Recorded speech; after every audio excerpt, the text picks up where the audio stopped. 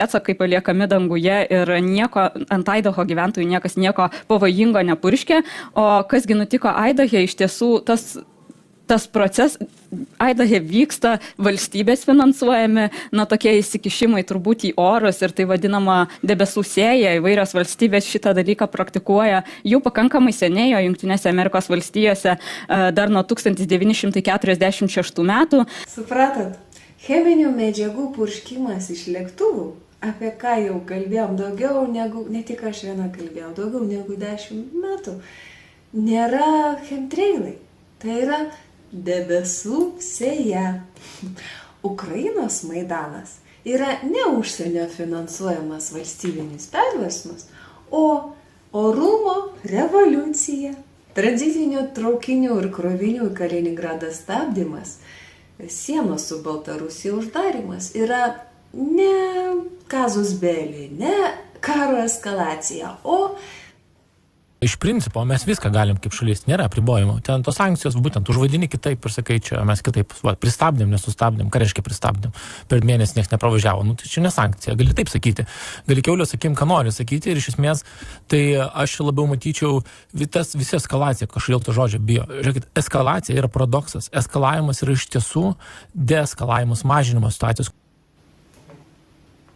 Teisingai, deeskalacija. Atsijungimas nuo Brel žiedo ir prisijungimas prie energetiškai dvasinčios Europos yra teisingai, tai yra energetinė nepriklausomybė. Kaip svarbu, patys matot, kaip svarbu yra naudoti teisingai terminus. Ir viskas atsistoja į savo vietas, tiesa, Meidutė?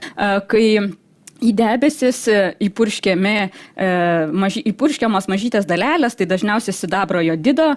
Jūs girdėjot šitą džiaugsmą? Į debesis įpurškiamos mažytės dalelės. Meidutė, vaikeli, tavo protas, štai kas yra mažytis.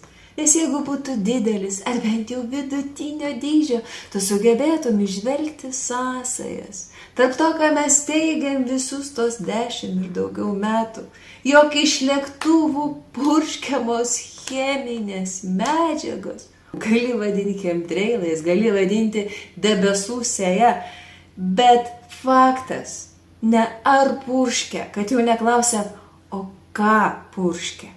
Mes paprasti žmogeliai turėjom progą dar nuo COVID laikų įsitikinti, jog mokslas ir mokslininkai tarnauja išskirtinai žmonijai, o ne konkrečiai saujeliai žmonių, dar vadinamai korporacijomis ir jų interesams. Ir kodėl yra tai daroma, tai tam, kad padidinti kritulių kiekį daugiausia, iš tiesų debesis greičiau prapliumpa lietumi, turime daugiau sniego, turime daugiau lietaus ir kodėl tai reikalinga būtent Aidaho gyventojams, tai visų pirma papildomas vandens kiekis užtikrina, kad Aidaho Power hidroenergetikos projektai veiktų sklandžiai, žmonės būtų aprūpinti pigesnę energiją, taip pat tai yra naudinga drėkinimo sistemams, žiemos poilsiautojams, upių naudotojams, žuvims, gyvūnijai. Matom, kad vien tik tai teigiami dalykai. Taip ir noriu įsiploti katučių ir nubraukti džiaugsmo ašarą. Va tikrai, kaip džiugu, ar ne? Lėktuvėlį, kaip kokia multikė. Sėja debesis. Nepurškia chemijos. Kokia tai chemija? Ten mažytės dalelytės. Jos sėja debesis. Debesėlis gamina lietų. Lietutis nulyja. Jisai išplauna orą. Jisai atgaivina gėles medžius. Jisai gamina elektrą. Kol lėktuvėliai sėja debesis, kol gėjai dauginasi vaivorykštėm, kol mūsų televizijose faktčekeriam dirba tokios meidutės, gyvenimas, tai jis yra praktiškai pasmerktas eiti tik tai geryn, tiesa? Nifiga, patys matom, gyvenimas eina tiesiog žopų. Atsiprašau, bet kito žodžio aš negaliu parinkti. O viskas yra todėl, kad yra pažeista 3 konų vientisumo taisyklė. Gyvybė, tikėjimas, tikrovė. Iškreiptoje tikrovėje žūsta gyvybė. Ir bet koks tikėjimas. Tai yra viltis, kad kas nors pasikeis. Tikėjimas, pavyzdžiui, apsišaukėliais pranašais, vėlgi atneša ir greičiausiai prišaukia dažniausiai karą, marą, badą, mirtį. Tikrovė bus, aišku, bet tu jos nebepamatysi. Trečias konas - gyvybė. Brangus moteris ir vyrai, pasižiūrėkite, prašau, aplink save. Pirmiausia, į medžius. Užtenka mažiausios audros ir masiškai virsta didžiausi medžiai, todėl kad jų šaknų sistema irgi yra pažeista. O taip yra todėl, kad visa ta chemija, kuri kasdien praktiškai purškiama, juk anksčiau ar vėliau nusėda į dirvą. Matom, kad vien tik tai teigiami dalykai. Dabartinė miesto vadovybė nusprendė kurti dirbtinį lietų, kurį vakar išbandė už sostinės ribų. Tam pasitelkta debesų sėjos technologija. Nepatikėsite, bet prieš kelias dienas apie debesų sėją reportažą parodė ir LRT per vakaro žinias. Iki debesų pakilę lėktuvai pradeda purkšti chemikalus, įprastai sidabro jodidą, prie kurio dalelių pradeda lipti lašai ir taip išauga kritulių tikimybė. Atkreipkite, prašau, dėmesį, jog debesų sėja užsiiminėja Tačiau debesų sėja toli gražu ne nauja technologija. karinis oro transportas. Va čia LRT rodo vieną iš cisternų, kurioje, pasak Meidutės, greičiausiai ir plaukioja tos mažytos purškiamos dalelės. Ir ji vis dar neįtikinusi kritikų, kad yra veiksmingas būdas sukelti lietų, jau nekalbant apie neištirtą šių chemikalų poveikį gamtai ir žmogaus sveikatai, debesų sėją naudojant nuolatos. Ką jūs sakot, chemtrailė, debesų sėjikai iki šiol nėra padarę jokio poveikio aplinkai ir žmogui tyrimo? Aš žemiau kritikos aš vadinčiau. Jų poveikis aplinkai gali būti net padaryti didesnę žalą negu pats proceso nauda, rezultatas? Poveikio aplinkai niekas gerai neišsiaiškinęs.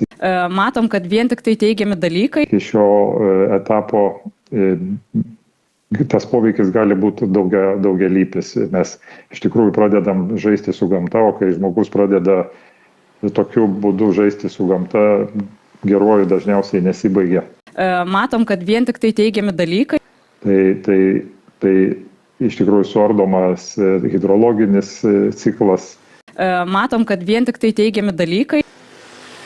Yra daug spekulacijų, kas atsitinka, reiškia, galbūt tas vanduo, kuris yra vienoje vietoje, turėtų būti kitoje vietoje. Niekas nežino. Jūs norite pasakyti, kad tie visi mokslininkai, aplinkosaugininkai, klimato kaitos ir tvarumo ekspertai, kurie sugebėjo kažkaip apskaičiuoti vienos karvės CO2 išmetamo kiekio poveikį aplinkai, nesijėmė tirti orus modifikuojančių, debesis sėjančių, chemiją tonomis barstančių lėktuvėlių? Mes žinom ir kitus būdus, pavyzdžiui, geoinžinerija, tarkim, globalinio šiltėjimo metodai, kurie tarkim, jau turėtų apimti didelius plotus, tūkstančius kilometrų, tarkim, mažinti saulės spinduliuotės poveikį. Tai va ten tai dar daugiau klausimų iš tikrųjų, ko mes galim sulaukti. Matom, kad vien tik tai teigiami dalykai. Dėkuoju Jums, profesoriu, už pokalbį. Kauno technologijos universiteto cheminės technologijos fakulteto profesorius Dainius Martuzevičius. Ką Jūs sakot? Poveikis nežinomas. Nieks nieko netyrė. Matomai neužsakinėjo tokių tyrimų. O kai atsimenat, buvo tokia pora iš Kelmės rajono. Jie paėmė savo sniego mėginius ir berods pridavė čekų laboratorijai. Ir ten surasto bario, aliuminio, stroncio kiekiai viršijo net ne 100 000 kartų. Kas nutiko? Va tokie žiniasklaidos sarginiai šunys, infordvės sarginiai šunys su kalaitėm tokiom meidutėm prieš akį, patys pirmieji puolė. Jūs netaip mėginius surinkot. Matom, kad vien tik tai teigiami dalykai. Taigi, brangus Mildos mildainių vartotojai. Šiandien 2025. Šiandien oficialiai žiniasklaida pripažįsta, kad taip kiekvieną dieną mums ant galvų lėktuvai purškia cheminės medžiagas. Tai jie daro ne metus, ne 2, ne 3. Jie tai daro 10 metus. Debesų sėja, įvairios valstybės šitą dalyką praktikuoja jau pakankamai seniai, o Junktinėse Amerikos valstijose dar nuo 1946 metų. Taip pat žiniasklaida pripažįsta, kad jokio poveikio aplinkai, poveikio žmogui, augalijai padaryta nėra. Apie neištirtą šių chemikalų poveikį gamtai ir žmogaus sveikatai debesų sėja naudojant nuolatos. Klausimas jau ne ar purškia, o ką purškia. Ko žurnalistams neįdomu? Užsakymo nebuvo, ne? O gal tai ne tik chemija, gal koks nors tai bakteriologinis ginklas gali būti vieną dieną, a? Matom, kad vien tik tai teigiami dalykai. Ar jūs manote išsisuksite? Va, matot, koks geltonas krūmas. Aha. Aš čia viską nupurškiau, o šitą pamiršau. Pauostykit.